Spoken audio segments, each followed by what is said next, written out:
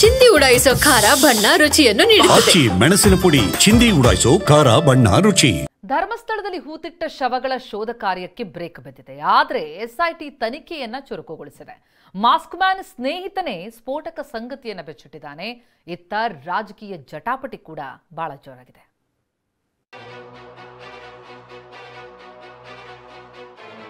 ಖಂಡಿತವಾಗ್ಲೂ ಕೂಡ ಈ ಶಶಿಕಾಂತ್ ತಿಂತಿದ್ದು ಈ ಒಂದು ಮಾಸ್ಟರ್ ಮೈಂಡ್ ಅನ್ನುವಂತ ಸತ್ಯ ಹೊರಗಡೆ ಬರುತ್ತೆ. 100% ಬೇಸ್ಲೆಸ್, ಕಂಪ್ಲೀಟ್ಲಿ ಕಟ್ಟಕತೆ ಅಂತ ಹೇಳ್ತಾರಲ್ಲ ಅಷ್ಟೇ. ದಿನಕ್ಕೊಂದು ಹೇಳಿಕೆ, ದಿನಕ್ಕೊಂದು ಆರೋಪ, ದಿನಕ್ಕೊಂದು ತಿರುವು. ಧರ್ಮಸ್ಥಳ ವ್ಯಾಪ್ತಿಯಲ್ಲಿ ಅಸ್ಥಿಪಂಜರಗಳ ಶೋಧ ಸ್ಥಗಿತಗೊಂಡಿದೆ. ಮುಸುಕುದಾರಿ ಹೇಳಿದ್ದ ಬುರುಡೆ ಕಥೆ ಬಗ್ಗೆ ಪರಾವಿರೋಧದ ಚರ್ಚೆ ಶುರುವಾಗಿದೆ. ಇದರ ನಡುವೆ ಬಿಜೆಪಿ ಶಾಸಕ ಜನಾರ್ದನ ರೆಡ್ಡಿ ಸಿಡಿಸಿರೋ ಬಾಂಬ್ ಇಡೀ ಪ್ರಕರಣಕ್ಕೆ ಬಿಗ್ ಟ್ವಿಸ್ಟ್ ಕೊಟ್ಟಿದೆ. ಇವರು ಹಿಂದೆ ಇರುವಂತ ಮಾಸ್ಟರ್ ಮೈಂಡ್ ಇವತ್ತು ನಮ್ಮ ಶಶಿಕಾಂತ್ ಶೆಂತಿಲ್ಲ ಅನ್ನೋಂಥ ಒಂದು ವಿಚಾರದಲ್ಲಿ ನನಗಂತೂ ಒಂದು ಸ್ಪಷ್ಟತೆ ಬಂದಿದೆ. ಜನಾರ್ದನ ರೆಡ್ಡಿ ಆರೋಪ ತಳ್ಳಿ ಹಾಕಿದ ಶಶಿಕಾಂತ್ ಸೆಂಥಿಲ್ ತನಿಖೆ ಎದುರಿಸಲಿ ಅಂತ ಗಾಲಿರೆಡ್ಡಿ ಸವಾಲ್. ಧರ್ಮಸ್ಥಳ ಪ್ರಕರಣ ಒಂದು ವ್ಯವಸ್ಥಿತ ಷಡ್ಯಂತ್ರವಾಗಿದ್ದು, ಇದರ ಹಿಂದೆ ದಕ್ಷಿಣ ಕನ್ನಡ ಜಿಲ್ಲೆಯ ಮಾಜಿ ಜಿಲ್ಲಾಧಿಕಾರಿ ಹಾಗೂ ತಮಿಳುನಾಡಿನ ಹಾಲಿ ಸಂಸದ ಶಶಿಕಾಂತ್ ಸೆಂಥಿಲ್ ಅವರ ಕೈವಾಡವಿದೆ ಅಂತ ಜನಾರ್ದನ ರೆಡ್ಡಿ ಆರೋಪ ಮಾಡಿದರು. ಆದರೆ ಈ ಆರೋಪವನ್ನ ಶಶಿಕಾಂತ್ ಸೆಂಥಿಲ್ ತಳ್ಳಿ ಹಾಕಿದ್ದಾರೆ. ನಿಮ್ಮ ತಪ್ಪಿಲ್ಲ ಅಂದ್ರೆ ಧೈರ್ಯವಾಗಿ ವಿಚಾರಣೆ ಎದುರಿಸಿ ಅಂತ ಸೆಂಥಿಲ್ಗೆ ರೆಡ್ಡಿ ಪ್ರತಿ ಸವಾಲ್ ಎಸೆದಿದ್ದಾರೆ. ಇವರು ಹಿಂದೆ ಇರುವಂತ ಮಾಸ್ಟರ್ ಮೈಂಡ್ ಶಶಿಕಾಂತ್ ಶೆಂತಿಲ್ಲ ಅನ್ನೋಂಥ ಒಂದು ವಿಚಾರದಲ್ಲಿ ನನಗಂತೂ ಒಂದು ಸ್ಪಷ್ಟತೆ ಬಂದಿದೆ. ಕಂಪ್ಲೀಟ್ ಬೇಸ್ಲೆಸ್ ಇದೆ. ನನಗೆ ನಗು ಬರ್ತಾ ಇದೆ ಇಂತಹ ವಿಷಯಗಳು ಕೇಳುವಾಗ. 100% ಬೇಸ್ಲೆಸ್, ರೂಮರ್ಸ್, ಕಟ್ಟಕತೆ ಅಂತ ಹೇಳ್ತಾರಲ್ಲ ಅಷ್ಟೇ. ಇವತ್ತು ಅವರು ಯಾವ ತಪ್ಪು ಮಾಡಿಲ್ಲ ಅಂತಂದ್ರೆ, ಇವತ್ತು ನಾನೇನು ಇವತ್ತು ಸುಪ್ರೀಂ ಕೋರ್ಟ್, ಹೈಕೋರ್ಟ್ ಅಥವಾ CBI, NIA ಒಂದು ಇನ್ವೆಸ್ಟಿಗೇಷನ್ ನಾನು ಡಿಮ್ಯಾಂಡ್ ಮಾಡ್ತಾ ಇದ್ದೀನಿ.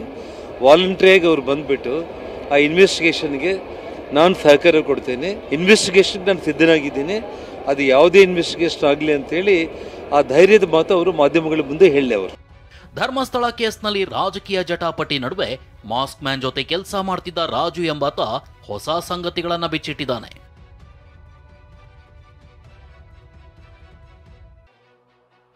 ನೂರಾರು ಶವ ಹೂತಿಲ್ಲ, ದುಡ್ಡಿನಾಸೆಗೆ ಸುಳ್ಳಿನ ಕಥೆ. ಮುಸುಕುದಾರಿ ಬಗ್ಗೆ ಸ್ಫೋಟಕ ಸಂಗತಿ ಬಿಚ್ಚಿಟ್ಟ ರಾಜು. ಮುಸುಕುದಾರಿ ಜೊತೆ ಧರ್ಮಸ್ಥಳದಲ್ಲಿ ಕೆಲಸ ಮಾಡ್ತಿದ್ದ ರಾಜು ಎಂಬಾತನನ್ನ ಎಸ್ಐಟಿ ವಿಚಾರಣೆ ನಡೆಸಿದೆ. ವಿಚಾರಣೆ ವೇಳೆ ಈತ ಹಲವು ವಿಚಾರಗಳನ್ನ ಬಿಚ್ಚಿಟ್ಟಿದ್ದಾನೆ. TV9 ಜೊತೆಗೂ ಮಾತನಾಡಿದ ರಾಜು, ಮಾಸ್ಕ್ ಮ್ಯಾನ್ ಧರ್ಮಸ್ಥಳದಲ್ಲಿ ನೂರಾರು ಶವ ಹೂತಿರೋದೇ ಸುಳ್ಳು, ದುಡ್ಡಿನಾಸೆಗಾಗಿ ಅವನು ಸುಳ್ಳು ಹೇಳ್ತಿರಬಹುದು ಅಂತ ಇಡೀ ಕೇಸ್ಗೆ ಹೊಸ ತಿರುವು ಕೊಟ್ಟಿದ್ದಾನೆ. ಅದೇನೇನು ಸರ್, ದುಡ್ಡುಗೋಸ್ಕರ ಮಾಡ್ತಾ ಇದ್ದಾನೆ, ಏನು ಮಾಡ್ತಾ ಇದ್ದಾನೆ ಒಂದು ಅರ್ಥ ಆಯ್ತಲ್ಲ. ನೂರಾರು ಶವ ಊತಾಕದ ಸಂದರ್ಭದಲ್ಲಿ ನೀವು ಇರಲಿಲ್ವಾ? ಇಲ್ಲ ಸರ್, ಆವಾಗ ಇರಲಿಲ್ಲ ಸರ್. ನೀವು ಇದ್ರು ಅಂತ ಹೇಳ್ತಾರೆ. ಇಲ್ಲ ಸರ್, ಅದೆಲ್ಲ ಸುಳ್ಳದು ಸರ್. ನನಗೆ ಸರ್ ಇದು ಇಲ್ದಿರೋದೆಲ್ಲ ಸ್ವಲ್ಪ ದನಿಗಳ ಮೇಲೆಲ್ಲ ಇದು ಮಾಡ್ತಾ ಇದ್ದಾರೆ ಸರ್, ಅದೆಲ್ಲ ತಪ್ಪಲ್ಲ ಸರ್. ಹೊಸ ದೂರುದಾರ ಎಂಟ್ರಿ, ಮಹೇಶ್ ತಿಮರೋಡಿ ವಿರುದ್ಧ ಬಾಂಬ್.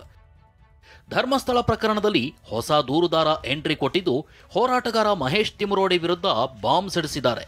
ಉಜಿರೆ ನಿವಾಸಿ ಭಾಸ್ಕರ್ ನಾಯಕ್ ಅನ್ನೋರು ಮಹೇಶ್ ತಿಮರೋಡಿಯೇ 2018ರಲ್ಲಿ ಬಾಲಕೃಷ್ಣ ಗೌಡ ಅನ್ನೋರನ್ನ ಕೊಲೆ ಮಾಡಿ ಶವ ಹೋತಿರೋ ಆರೋಪ ಮಾಡಿದ್ದು ಬೆಳ್ತಂಗಡಿ SIT ಠಾಣೆಗೆ ದೂರು ಸಲ್ಲಿಸಿದ್ದಾರೆ. ಎಲ್ಲ ಸಾಕ್ಷ್ಯ ನೀಡೋದಾಗಿ ಹೇಳಿದ್ದಾರೆ. ಸ್ಥಳೀಯವಾಗಿ ಆ ಸಂದರ್ಭದಲ್ಲಿ ಮರವನ್ನು ಕಡಿದವರು ಮಹೇಶ್ ಶೆಟ್ಟಿ ತಿಮರೋಡಿ ಅವರು. ಈ ಕೃತ್ಯ ಅವರನ್ನೇ ನಡೆದಿರಬೇಕಂತ ನಮ್ಮೆಲ್ಲರ ಇದು. ಸ್ಥಳೀಯರೆಲ್ಲರೂ ಹೇಳ್ತಿರುವುದು ಕೂಡ ಅದನ್ನೇ ಸರ್. SIT ಅಧಿಕಾರಿಗಳು ಸೂಕ್ತ ಕ್ರಮವನ್ನು ಕೈಗೊಳ್ಳುವುದಾಗಿ ಹೇಳಿದ್ದಾರೆ.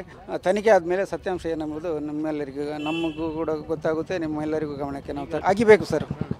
ಅಲ್ಲಿ ಯಾವುದು ಅಸ್ಥಿಪಂಜರ ಇದೆ, ಬುರುಡೆ ಇದೆ, ವ್ಯಕ್ತಿಯದ್ದು ಏನಾಗಿದೆ, ಅದು ಕೊಲೆಯೋ ಆತ್ಮಹತ್ಯೆಯೋ ಏನೆಂಬುದನ್ನು ಸಮಾಜಕ್ಕೆ ನಾವು ತೋರಿಸಿಕೊಡ್ಬೇಕಾಗಿದೆ.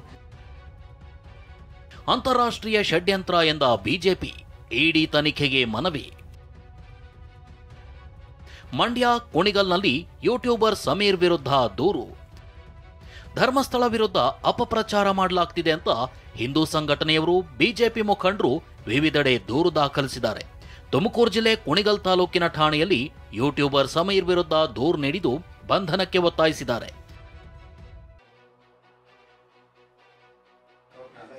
ಇನ್ನೊಂದೆಡೆ ಮಂಡ್ಯದಲ್ಲಿ ಬಿಜೆಪಿ ಮುಖಂಡ ಸಿಟಿ ಮಂಜುನಾಥ್ ನೇತೃತ್ವದಲ್ಲಿ ಗಿರೀಶ್ ಮಟ್ಟಣ್ಣನವರ್, ಮಹೇಶ್ ಶೆಟ್ಟಿ ತಿಮರೋಡಿ, ಸಮೀರ್ ವಿರುದ್ಧ ಎಸ್ಪಿಗೆ ದೂರು ಸಲ್ಲಿಸಿದ್ದಾರೆ. ಇತ ಬೆಂಗಳೂರಿನಲ್ಲಿ ಹಿಂದೂ ಮುಖಂಡ ತೇಜಸ್ ಗೌಡ ಅನ್ನೋರು ಯೂಟ್ಯೂಬರ್ ಸಮೀರ್ ವಿರುದ್ಧ ಇಡಿಗೆ ದೂರು ಸಲ್ಲಿಸಿದ್ದು, ಧರ್ಮಸ್ಥಳ ಹೆಸರು ಕೆಡಿಸಲು ವಿದೇಶದಿಂದ ಹಣ ಬರ್ತಿದೆ, ಈ ಬಗ್ಗೆ ತನಿಖೆ ಮಾಡಬೇಕು ಅಂತ ಮನವಿ ಮಾಡಿದ್ದಾರೆ. ಇದಲ್ಲದೆ ಸಂಸದ ಕೋಟಾ ಶ್ರೀನಿವಾಸ್ ಪೂಜಾರಿ ಕೇಂದ್ರ ಗೃಹ ಸಚಿವ ಅಮಿತ್ ಶಾಗೆ ಪತ್ರ ಬರೆದಿದ್ದು ಇಡಿ ತನಿಖೆಗೆ ಮನವಿ ಮಾಡಿದ್ದಾರೆ. ಬಿಜೆಪಿ ಶಾಸಕ ಭರತ್ ಶೆಟ್ಟಿ ಕೂಡ ಅಂತಾರಾಷ್ಟ್ರೀಯ ಷಡ್ಯಂತ್ರವಿದೆ ಅಂತ ಆರೋಪಿಸಿದ್ದಾರೆ. ಆ ದೇವಸ್ಥಾನವನ್ನು ಉಳಿಸಿಕೊಳ್ಳಲಿಕ್ಕೆ ಇಡುವುದು ಹಿಂದೂ ಧರ್ಮ ಒಟ್ಟಾಗಿರುತ್ತೆ. ಭಾರತೀಯ ಜನತಾ ಪಕ್ಷ ಬೆಂಬಲ ಕೊಡುತ್ತೆ.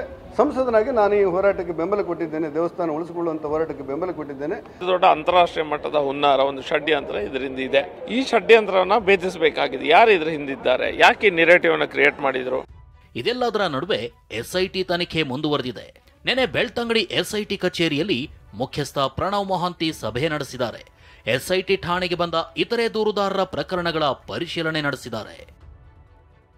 Bureau report, TV9.